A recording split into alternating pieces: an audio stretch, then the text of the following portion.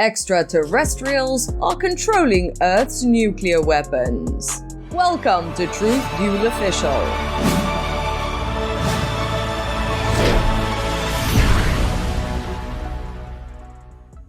In this video, you'll learn about how extraterrestrials have been tampering with nuclear weapons around the world. You'll want to stick around till the end of this video to learn how to avoid starting another Cold War. It's not that hard, Putin, I promise. But first, I am your host, Misinformation. If you like this channel, make sure to subscribe to receive more great extraterrestrial content, misinformation analysis, and other sentiments and ramblings that please and amuse us. And become a truth dueler, because only you can slay misinformation at its source. Get our app on truthduel.com. No matter how advanced humanity becomes, we tend to wonder if there's a civilization out there that makes our current weaponry look like sticks and stones. Or maybe we don't wonder this at all. Why should we bother ourselves with alien weaponry when the stuff we have on Earth could blast us back to the age of sticks and stones?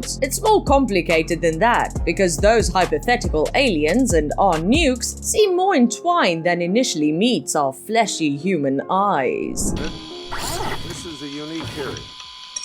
The issues we will consider range from data privacy.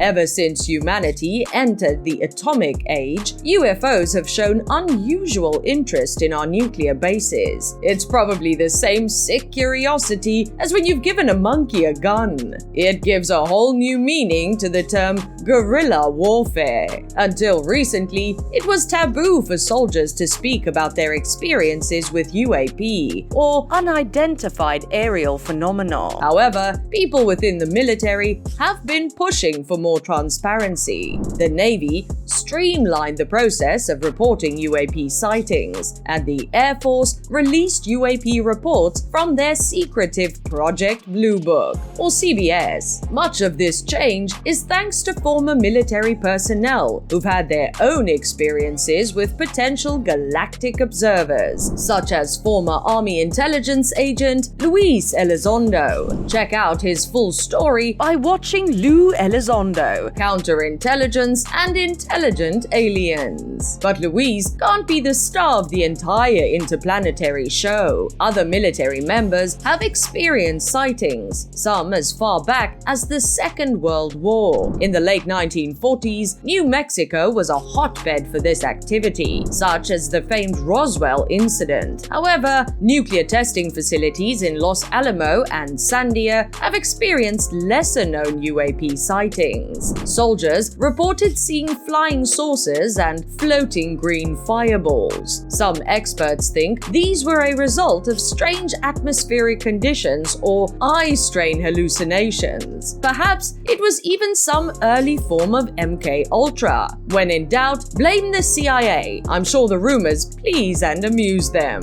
Alexa, what is the CIA? The United States Central Intelligence Agency, CIA. Alexa, are you connected to the CIA? Alexa, are you connected to the CIA?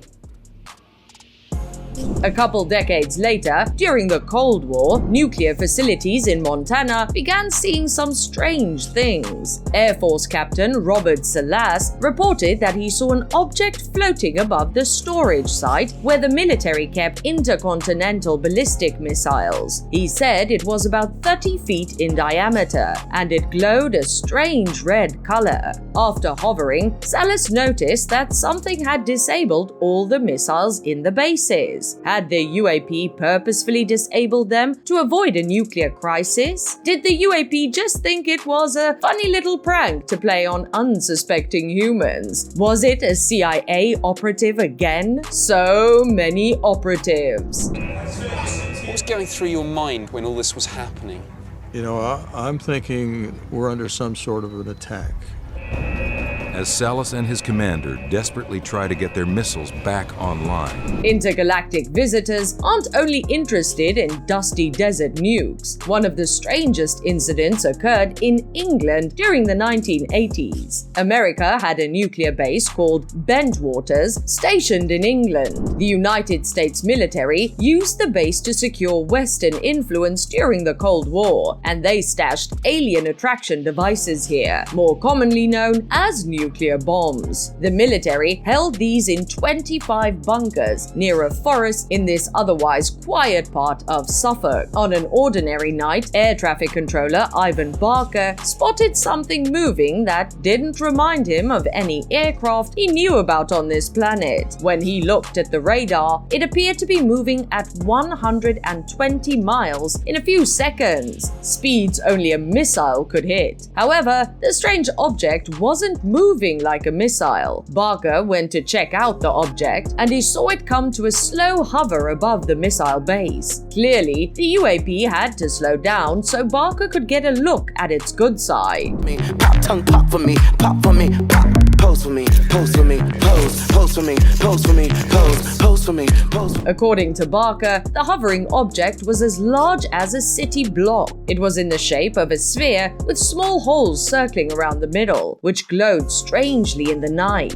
Barker said, quote, "There was nothing aerodynamic about it. Basketballs don't fly," end quote, referring to the fact that this UAP reminded him of a floating, glowing, gigantic basketball. Yeah, are we absolutely certain this man wasn't slipped a tab of acid by the CIA? However, our Truth Duel investigative reporters found someone who can corroborate Barker's story. Charles Holt was the deputy commander at Bentwaters that night, and he received reports of strange lights in the nearby forest. Holt gathered a patrol and went out to make sure the commies weren't throwing a secret nighttime rave. To his surprise, he found something arguably less weird than that. Red lights that reminded Holt of laser beams were flying through the trees. One landed 10 feet in front of him, hovering, before it took off into the forest. An audio recording of the incident captured Holt describing the lights flying around, saying that they went into the weapons storage area. All of this begs the question,